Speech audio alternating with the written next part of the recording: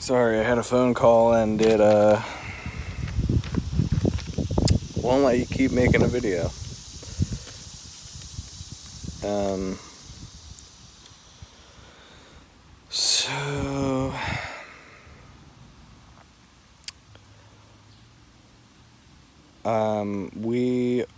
I was talking about how connected we are in society nowadays with social media, news, TV, our cell phones, internet's at our touch every moment of every day for most of us. And also the sports industry, the entertainment industry have come so far and is so there's so much communication in these platforms, so much connectivity. And as humans, now this also includes the music, the art industry, also apps like TikTok, and Snapchat, Instagram, Facebook, Twitter, Twitter. I heard there's a new one, Tumblr, all that good stuff. And yeah, we are at a point where we are just so far ahead of where we used to be in terms of connectivity and communication. And as much as we are able to communicate and connect,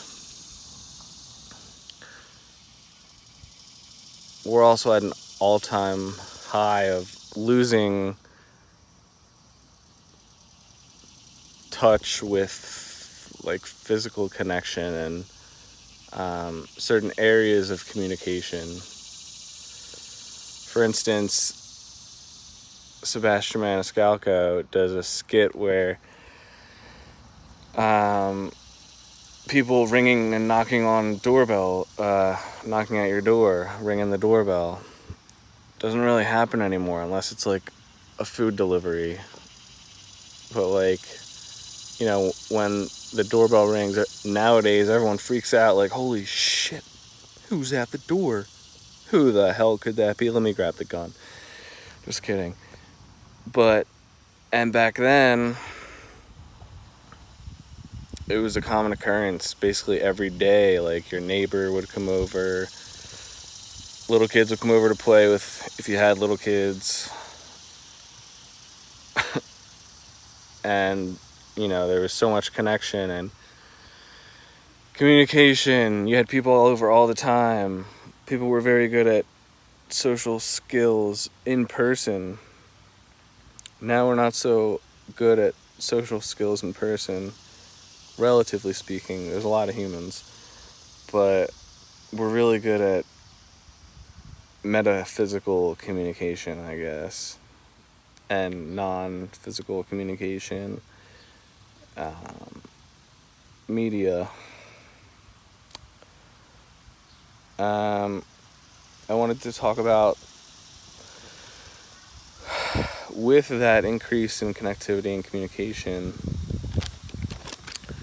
societal norms have become a little bit out of balance, and it's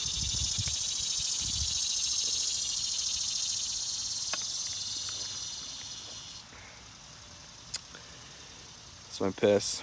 And the societal norms have become so constrained and like bulletproof and set in their ways. For me, I have social anxiety, and I see that we always try to be a certain way when we're talking to people, when we're going into like an interview or some social situation that is deemed to be very important and for us to act a certain way and act professional and business oriented, and which in some sense is great, but we also need to have love presence and fun in our lives, and it's okay to be silly and not take yourself too seriously. And to add to that, just like even on the news, how like they have to do things a certain way and they have to give endlessly this negative news. That's what they're built on, and they throw in positivity every once and again, but they're only throwing the positivity in just to break it up, just because people say you're giving too much negativity. So they throw the positivity in just to give us a glimmer of hope for a sec. But you kind of get that feeling like that's really not what they're going for. Which I think that's changing, and I think the news is they've woken up and realized that they're trying to go for some positivity equal to, if not more than, the negative crap they put out. And it's another example of how there's not going to be positivity without negativity, and vice versa. Like, we're always going to have accidents and mistakes, and there's always going to be news about some tragic thing. But it's important to, talk about the local volunteering movements, and talk about the local recycling event or local money fundraiser,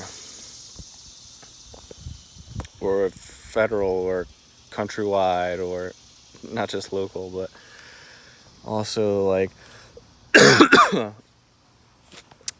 the movements that are going on that don't have us going like shit.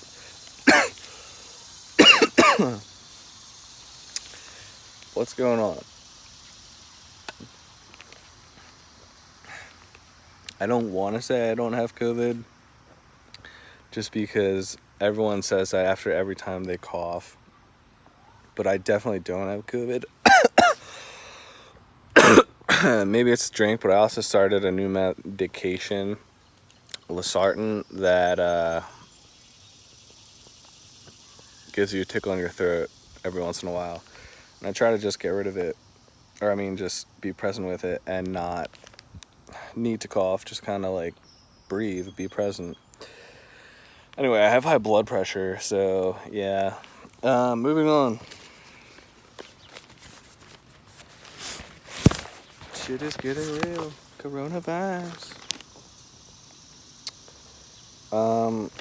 Another example of like societal norms, like the summer is supposed to be just, hot girl summer, total vibes, hot boy summer, whatever you want. And just hanging at the beach and life's great. Summer weather is awesome, but also it can get really freaking hot and humid. Not today because it just rained, but for me, the humidity and the heat, especially on the East Coast, the humidity is pretty bad, and like that can give me anxiety, and so I find myself having resentment that I'm not like living up to this summer's full potential by wanting to go inside in the air conditioning, and because it's so hot out. And that's like a societal norm that we during this time should always be active and be doing something fun. And on some level it should be, on some level it shouldn't. I'm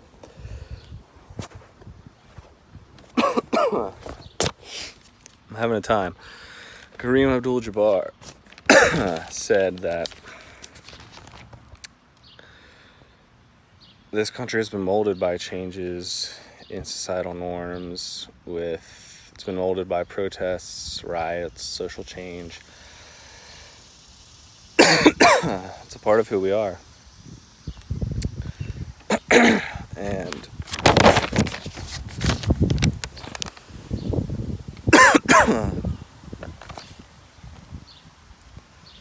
Um,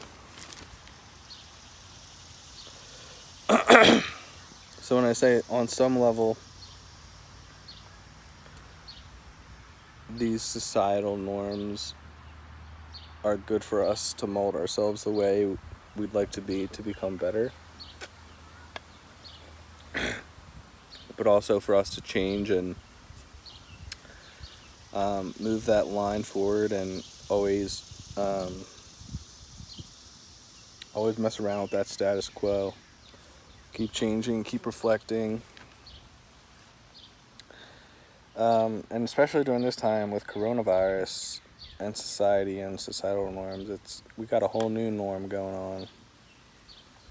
For me, I feel really antisocial, which is ironic because I'm about to go see a friend, but anyway,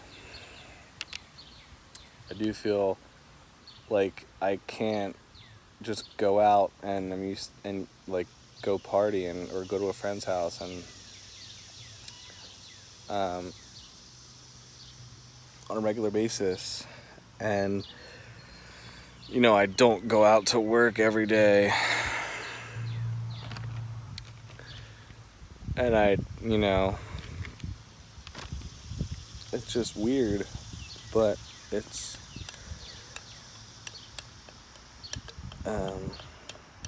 just how it is. It's just how life is right now, and it may seem off and weird and negative, but there's a positive and there's a silver lining and there's light to come at the end of this tunnel. Not death, but life. Does anyone else find that they're scared to be social, even with those they love? Like, sort of just an irrational, scary thought to pick up the phone and call my cousin or my aunt when I know that I should. I mean, there's many things I want to do in my day, and being social with everyone, especially with the ones I love, is important to me, but I guess I don't really prioritize it on a subconscious level. But I do find resentment and a little bit of friction to pick up the phone or and FaceTime someone. And I'm working on that, and I really don't think, or that fear is just fear, which is an illusion. It's just a thought. And so I urge myself and others who are scared to be social because it's in our nature to be social.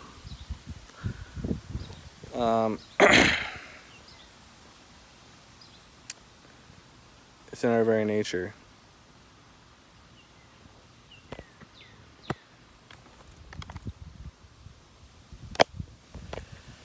And I'd also like to point out that it's in our very nature to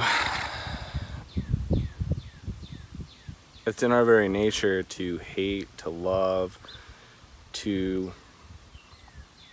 create enemies, to create distance, to create attachment. Take some time to think about what's in our true nature, because we express it every day, subconsciously, consciously, but we don't see it for what it is. I'm thinking, and that's a general point that explains a lot of things, but I'm thinking about this current social injustice we have, that it's built into our culture and there are patterns in our DNA to hate and to create distance from people, for example, of another race than ourselves, and to think that just because their skin color is different, that we should be better than them. They should have less. And so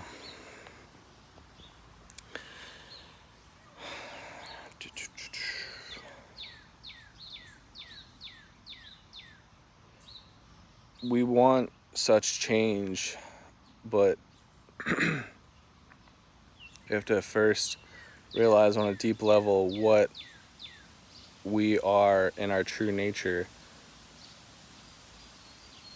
We've been hating and resenting and distancing and bettering ourselves from other people since the dawn of time. So we can't expect ourselves to warm up to and love the fact that, everyone should be equal, which, we truly understand that they should. I mean, it's pretty obvious at this point that we should all be equal, but we still have that, subconscious level of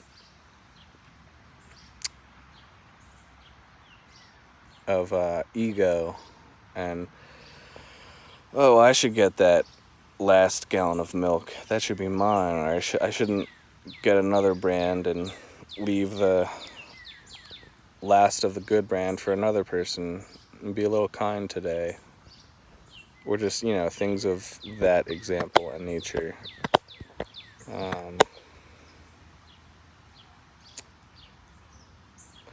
Gosh, I gotta do more writing about what I want to get across, because I also want to now sort of switch the topic and talk about I've talked before about all our problems in society and all our problems in the world, between economic, medical, social injustice, and all the injustice we have. But one of, if not the most important, is our education system. If we don't teach our kids to be more mindful and present and live with truth and honesty, how can we expect the world to change? They're the future.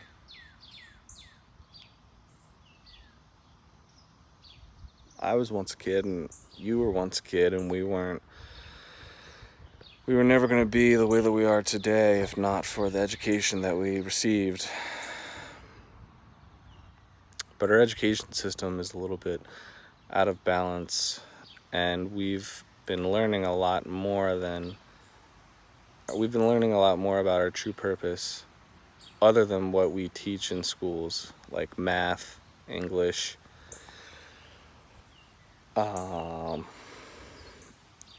mitochondria is the powerhouse of the cell, all that science and good stuff. And for example, social studies, we really only talked about America, and if we didn't talk about America, we were talking about world issues that also America was a part of and tied in. And if we weren't talking about America in this sentence, we were talking about it in the next, to an extent. I mean, we were not totally biased, but we also didn't touch on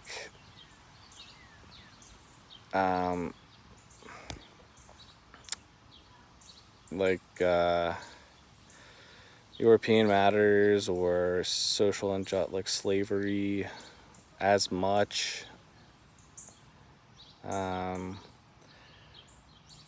We didn't talk about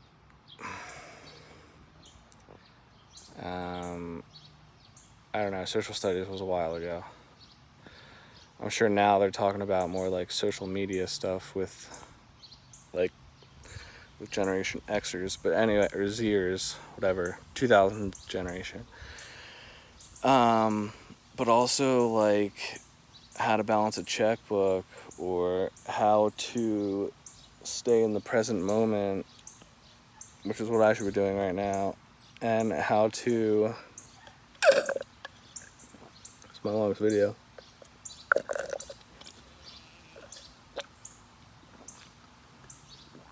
it's a bamboo straw, by the way, and how to love your neighbor, how to be social, how to change a tire, not how to do long division, which we don't even use anymore, or how to do like calculus, or how to do cursive, which I don't even use anymore. Valuable skills, but the emphasis on them may be a little out of balance. Have a great day, and understand that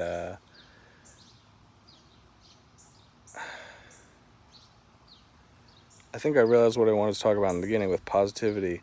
Understand that, you know, we got this. Wake up every day, you got this. Whatever you have planned, you know, they say, whatever you have planned, go out and do it. It's achievable. They say God doesn't give you more than you can handle.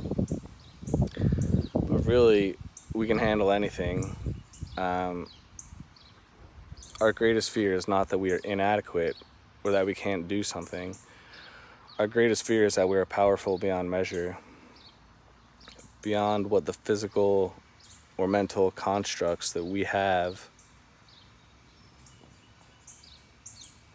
We just have a lot of things holding us back, like fear,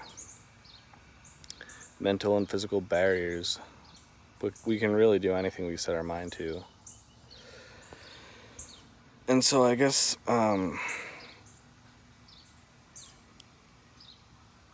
you know, also we are this is so blessed, our life. We're so blessed. Of course we can give more blessings to others, and we can become more equal. Where we are now is a blessing.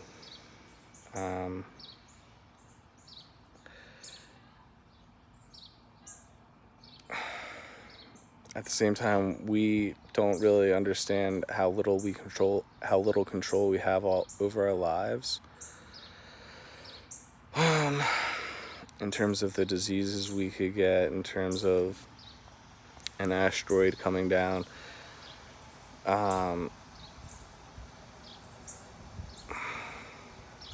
You know, these things could all happen, and we don't really have control of them. But at the same time, barring the off chance that those things happen, we are so balanced in our lives already, and we have buffers and ways to cope, and we have support systems and communication, and we got this. We're not going away. The nature wants us to stay. Have a great day.